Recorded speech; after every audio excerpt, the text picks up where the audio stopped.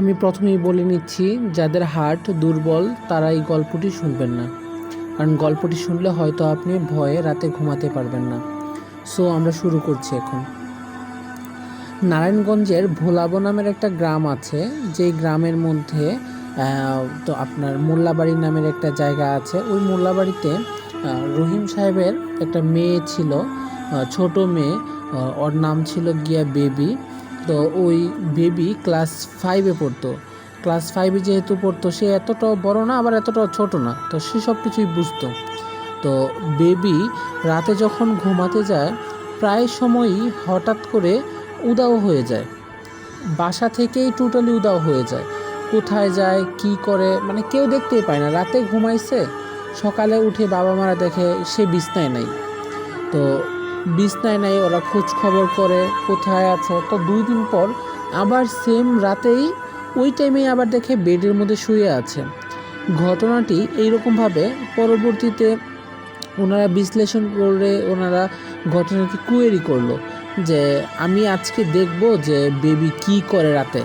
তো সব সময়ের মতো যখন বেবি ঘুমাতে যায়, ওর বাবা আর মা পাশের রুমে দরজার পাশে বসে আছে একটা ফুটা করে, যাতে সে বুঝতে না পারে যে এখানে কেউ আছে। তো ফুটা দিয়ে ওরা অলওয়েজ অল টাইম দেখছে যে আসলে বেবি কি করছে। তো বেবি সচরাচর সবার মতো নর্মাল মানুষের মতোই ঘুমাচ্ছে। হঠাৎ করে রুমের ভিতরে এক ধরনের আলো জ্বলজ্বল করছে, যে আলোটাকে আমরা নুরানি আলো বলি থাকি, যেমন অনেক আলো যেখানে লাইটিং সিস্টেম বেশি থাকে, যে ওই রকমের ঝলমল টাইপের আর কি। তো ওনারা এই ঝলমল আলোর জন্য আর কিছু দেখতে পারছে না। হঠাৎ করে আবার অন্ধকার হয়ে গেছে। রুমে এখন ঢুকে দেখে বেবি আর বেডের মধ্যে নেই। তখন তারা বুঝতে পেরেছে যে এই আলোটা আসলে স্বাভাবিক আলো নয়, এই আলোটা অন্য জগৎ থেকে এসেছে। তা পরবর্তী সকালে বাবা আর মা দুইজন মিলেই মসজিদে গেল হুজুরের কাছে কথা বলতে, যে আসলে দেখি ঘটনাটা কি হচ্ছে আমার মেয়ের সাথে। তো হুজুরকে যখন ঘটনাটি বলে, তখন হুজুর বলল যে আমাদের পৃথিবীতে কয়েকটা ভালো পরী আছে, যারা তো আপনার আলো দিয়ে তারপর পৃথিবীতে আসে। তো হয়তো আপনার মেয়েকে কোনো পরীর নজরে পড়েছে। আপনার মেয়ে দেখতে আলহামদুলিল্লাহ অনেক সুন্দর, পরিপাটি থাকে অলওয়েজ। তো আমার মনে হচ্ছে আপনার মেয়ের সাথে পরী ভর করেছে, তাই রাতে নিয়ে যায়, আবার 2-1 দিন পরে পরে দিয়ে যায়।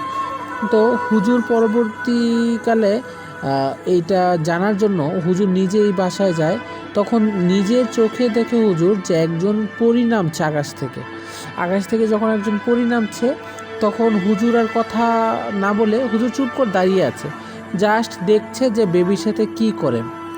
বেবিকে ঘুম থেকে ডাক দিয়ে তোলে, ওর সামনে প্রচুর পরিমাণে খাবার দিয়ে রাখে যে তুমি এগুলা খাও। যখন সে খেতে বসে তখন ওই খাওয়ার মধ্যেই তাকে নিয়ে যায়। তো বেবির অজান্তেই এই ঘটনাগুলো ঘটেছে। 16 বছর যখন বয়স বেবির, তখন তাকে মৃত অবস্থায় ফিরিয়ে দেওয়া হয়, কারণ মৃত ব্যক্তিদের দিয়ে আর কিছু করানো যায় না।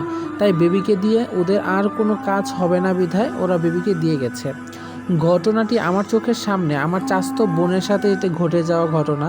তো আমি এই ঘটনাটা জানি বিধায় আপনাদের সবার সাথে শেয়ার করেছি। জানি না কার কেমন লাগবে। যদি ভালো লেগে থাকে একটা লাইক আর কমেন্ট শেয়ার করবেন প্লিজ। আর নেক্সট এপিসোড পাওয়ার জন্য পাশে থাকবেন। Thank you so much.